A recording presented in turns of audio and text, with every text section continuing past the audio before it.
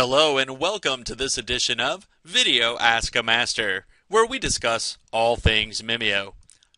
Today's question comes to us from Debbie, who asks, how can I make an objectives box in my MimioStudio Notebook lessons? Well, that's a great question, Debbie. I know as a classroom teacher myself, it's very important that we create objectives and learning targets for all of our lessons. I know oftentimes my administrators will come through the classroom looking to see if I have one of these great objective boxes inside of all of my MimioStudio Notebook lessons.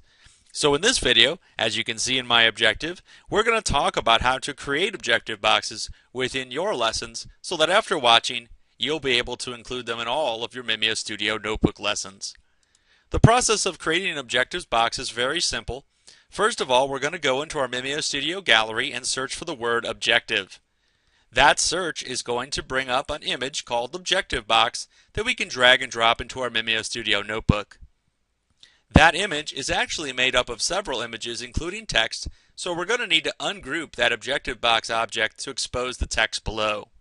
Then, we're going to use our text tools after double-clicking on the text to edit the text with our objective or learning target.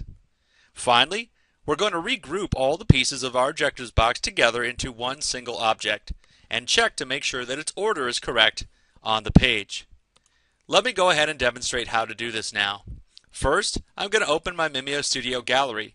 I can use the icon here on my MimioStudio toolbar or down here inside my MimioStudio Notebook.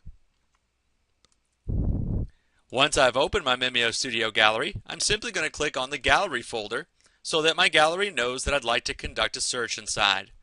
Once again, I'm going to search for objective. Now my gallery has gone through all of its content to locate my objectives box. Like any other object in the gallery, I'm simply going to drag and drop it into my MimioStudio Notebook. I could also double click on it and it would enter my notebook that way as well. I'm going to get rid of this one. We only need one for this video. Now I'll minimize my gallery and you'll see that I have an objective box and it's all one single object. So our next step is to ungroup it. The easiest way to ungroup is to simply right click, go to grouping, and then ungroup. Now you'll notice that my objectives box is in several different parts, including a text box here. To include your objective, just double click on the text box and you will see your text tools appear. Your text tools will allow you to modify and edit the text however you'd like.